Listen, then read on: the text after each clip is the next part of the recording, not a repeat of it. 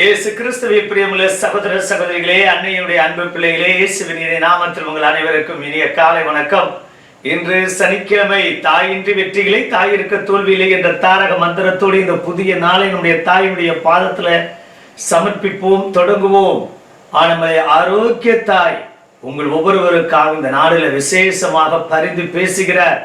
இன்று நம்முடைய ஆரோக்கியனுடைய ஆலயத்தில் நடக்கக்கூடிய நிகழ்வுகள் காலை சரியாக 10:30 மணிக்கு ஜெபமாலையும் தொடர்ந்து திவ்ய ஆசீர்வாதமும் தோத்திரப்பலியும் நற்செய்தி கூட்டமும் நடைபெறும்.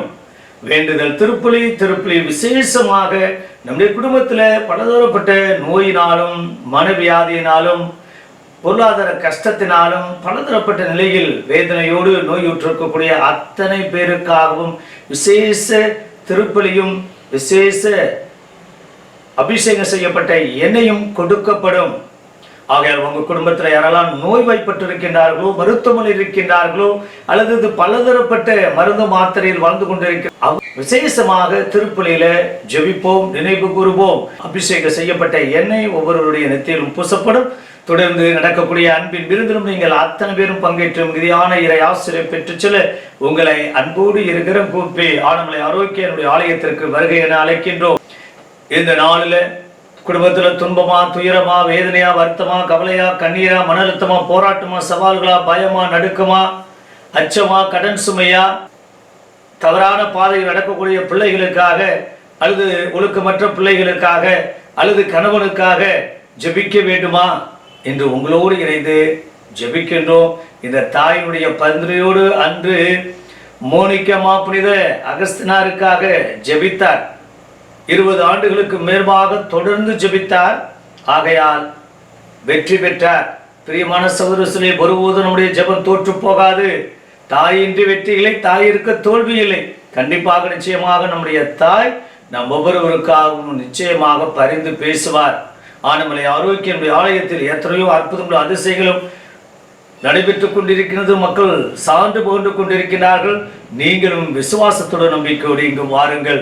இங்கு அருமையான ஒரு ஜீவ ஊற்று ஆலயம் கட்டுவதற்காக தோண்டிய அந்த ஜீவ ஊற்று ஆலய வலப்புறத்தில் எசேக்கியேல் கூறியது போல ஆலய வலப்புறத்திலிருந்து, அதுவும் அன்னை வீட்டு இருக்கக்கூடிய வலப்புறத்தில் இருந்து ஏதோ கிழக்கு பக்கம் வீட்டு இருக்கக்கூடிய ஆலயத்தினுடைய வலதுபுறம் அருமையான ஜீவ ஊற்று 7 அடி ஆழத்திலே இருக்கக்கூடிய கிணற்றிலிருந்து வரக்கூடியதை விடுதலை தரும் மாமருந்தாக எத்தனையோ நபர்கள் பயன்படுத்துகிறார்கள், குடிக்கின்றார்கள், தெளிக்கின்றார்கள். அத்தனை இடங்களிலும் அன்னையுடைய பரிந்துரையோடு ஆண்டவர் அற்புதங்களை அதிசயங்களையும் செய்கின்றார் என்றால் அது மிகையாக. விடுதலை தரும் மாமருந்து அவ்வளவு ஆற்றல் வல்லமை மிக்கதாக, குழந்தை செல்வமாக இருக்கட்டும் அல்லது கேன்சராக இருக்கட்டும் அல்லது பலதரப்பட்ட வியாதியிலிருந்து நோயிலிருந்து இருக்கக்கூடிய நபர்கள் பயன்படுத்தி பரிபூர்ண சுகுநலமும் பெற்றவர்கள் இந்த இடத்துல சாட்சியாக பகிர்ந்து கொண்டிருக்கின்றார்கள். நம்பிக்கையோடு ஒரு முறை நீங்கள் ஆனமலை ஆரோக்கியனுடைய ஆலயத்திற்கு வாருங்கள். உங்களோடு இணைந்து நாங்களும் ஜெபிக்கின்றோம். நல்லதே நடக்கும். இதோ மனதில் பாரமா, சுமையா, கஷ்டமா, ஏற்றுக்க முடியல, புரிந்துக்க முடியல, வாழ்க்கை ஒரு போராட்டமாக இருக்குது, வேறு எங்கும் நீங்கள் செல்ல வேண்டாம். வாருங்கள், ஆனமலை ஆரோக்கியனுடைய ஆலயத்திற்கு நாம் இணைந்து ஒப்பு கொடுப்போம், ஜெபிப்போம். அழுகையோடு வந்தவர்கள் இங்கிருந்து செல்கின்ற போது சிரித்த முகத்தோடு செல்கிறார்கள், மனநிறைவோடு செல்கிறார்கள், சந்தோஷத்தோடு செல்கிறார்கள். ஏனென்றால் இங்கு சொல்வதெல்லாம் நல்லது நடக்கும். அன்னை நல்லதே செய்பவர். அவர் ஒவ்வொருவருக்கும் பரிந்து பேசுகிறார். தாயின்றி வெற்றி இல்லை, தாய் இருக்க தோல்வி இல்லை. ஜெபம் என்பது ஒன்றுமில்லை, பாசிட்டிவாக நினையுங்கள். போனது போகட்டும், பாசிட்டிவா நினைங்க. இனிமேல் வருகின்ற நாட்களில் நீங்க நேர்மறை சக்தியோடு இருங்கள், நேர்மறை எண்ணங்களோடு இருங்கள். நல்லது நடக்கும் என்று சொல்லக்கூடிய ஒரு அற்புதமான இடம்தான் ஆனமலை ஆரோக்கியனுடைய ஆலயம். ஆலய அன்புமிக்கவர்களே, பலதரப்பட்ட மன ரீதியான, உடல் ரீதியான, பொருளாதார ரீதியான, உறவு ரீதியான, பிள்ளைகள் ரீதியான, கணவன் ரீதியா, மனைவி ரீதியா பலதரப்பட்ட பிரச்சனைகள் இருக்கலாம். வாருங்கள், நாம் இணைந்து உங்களுக்காக உங்களோடு இணைந்து ஒப்பு கொடுப்போம். நல்லதே நடக்கும். இனி நல்ல காலம் பிறந்து விட்டது, இனி ஆசீர்வாதம் மட்டும்தான் என்ற உணர்வோடு நாம் இணைந்து பயணிப்போம். பரலோக தந்தை இறைவா, இன்று இந்த மாதத்துடைய 3வது சனிக்கிழமைக்காக கோடான கோடி நன்றி.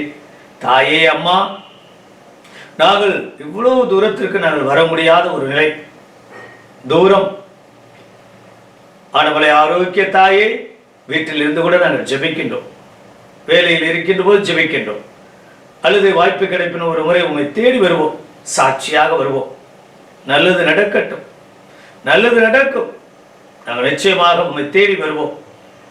அம்மா தாயே, என் மகனுக்காக, மகளுக்காக, பிள்ளைகளுக்காக, உற்றார் உறவினருக்காக, தாய் தந்தைக்காக, முதிர்ந்த வயதில் மருத்துவமனையில் இருப்பவருக்காக, இன்னும் பலதரப்பட்ட வியாதியோடு, வேதனையோடு, கஷ்டத்தோடு, துன்ப துயரத்தோடு, மன அழுத்தத்தோடு, போராட்டத்தோடு, சவாலோடு, பயத்தோடு, நடுக்கத்தோடு, அச்சத்தோடு, கலக்கத்தோடும், கடன் சுமையோடும், நிலப்பிரச்சனை, சொத்து பிரச்சனை, நிலப்பிரச்சனை, வீட்டு பிரச்சனை, அல்லது விற்க வேண்டும், வாங்க வேண்டும் என்ற பலதரப்பட்ட கோர்ட்டு கேஸ்ல இருந்தும் பலதரப்பட்ட நிலையிலிருந்து எங்களுக்கு விடுதலை தாங்கமா. உம்மை நம்பி வந்திருக்கின்றோம், உம்மை தேடி வருகின்றோம். உங்களுடைய பாதத்தில் அது விசேஷமா ஒப்ப கொடுக்கிறோம். தினந்தோறும் நாங்கள் ஜெபித்தாலும், தினந்தோறும் வேண்டினாலும், இன்று விசேஷமா நோயாளிகளுக்காக ஜெபிக்கக்கூடிய இந்த அற்புத நாளில் எங்கள் குடும்பத்தில் பலதரப்பட்ட மருந்து மாத்திரை, ஏகப்பட்ட மருந்து மாத்திரை, ஒவ்வொரு மாசமும் டாக்டரை பார்த்து மொய்யெழுதக்கூடிய ஒரு சூழலை. எங்கள் குடும்பம் டாக்டர்கிட்ட போய் போகலன்னா அந்த மாதம், அப்பா, ஒவ்வொரு மாதமும் நாங்கள் டாக்டர்கிட்ட போகிறோம். அது என்ன ஆசீர்வாதமா இல்லை சாபமா? அப்பா தகப்பனே, மருத்துவமனைக்கு போகாத நல்ல உடனத்தை தாங்கப்பா. மருந்து மாத்திரையிலே சரியாகும், அல்லது மருந்து மாத்திரையே இல்லாமல் நாங்கள் நல்லா இருக்கணும். அப்படிப்பட்ட ஆசீர்வாதத்தை நிரப்பி சாட்சி உள்ள பிள்ளைகளாக என்று வாழ. இதோ இன்னும் எத்தனையோ நபர்கள் பலதரப்பட்ட தீராத வியாதியால் சிரமப்பட்டு கொண்டிருக்கிறார்கள். சாப்பிட முடியல, நடக்க முடியல, நிறைய பிரச்சனை, யூரின் பிரச்சனை, மோசன் பிரச்சனை, இன்னும் எத்தனையோ பிரச்சனையோடு வாழ்க்கையை வெறுத்து போயிருக்கிறார்கள். எப்போது எனக்கு இறப்பு வரும், செத்துட்டா கூட நல்லா இருக்கும் என்று நினைக்கக்கூடிய, மனம் உடைஞ்சு போயிருக்கக்கூடிய அத்தனை நபரை நாங்கள் நினைத்து பார்க்கிறோம். ஆசீர்வதிங்கப்பா, எசப்பா, எசப்பா, ஆசீர்வதிங்க. தொட்டு ஆசீர்வதித்தனுடைய வல்லமையால், ஆற்றலால் அவங்கள நிரப்புங்க. அவங்க இன்னும் வாழணும், இன்னும் எங்களுக்கு வேணும், இன்னும் நல்ல உலகத்தோடு இருக்கணும். அப்படிப்பட்ட ஆசீர்வாதத்தால் நிரப்பி அவருடைய வாழ்வையும் அவருடைய உடல்நலத்தையும் நீர் குணப்படுத்தி அவர்களை கரம் பிடித்து, அன்று மாமியார், இதோ ராயப்பருடைய மாமியார் நீர் கரம் பிடித்து உயர்த்தினீர். அவர் உமக்கு பணிவிடை செய்தார். அப்படி உமக்கு பணிவிடை செய்யக்கூடிய நபர்களாய் எங்கள் குடும்பத்தில் எங்களை தெரிந்தவர், அறிந்தவர், இன்னும் மருத்துவமனையில் யாரெல்லாம் இருக்கிறார்களோ அவர்களுக்கெல்லாம் பரிபூர்ண சூழலும் கொடுத்து, எதுவும் மாத்திர மருந்தில்லாத நல்ல உடனத்தை கொடுத்து ஆசீர்வாதம் நிரப்பும்படி ஆண்டவராய் இயேசு கிறிஸ்துவின் நாமத்தில் ஜெபிக்கிறோம் நல்ல பிதாவே, ஆமென். Praise the Lord, praise the Lord. ஹல்லேலூயா, ஹல்லேலூயா. இயேசுவுக்கே புகழ். மரியே வாழ்க, மரியே வாழ்க.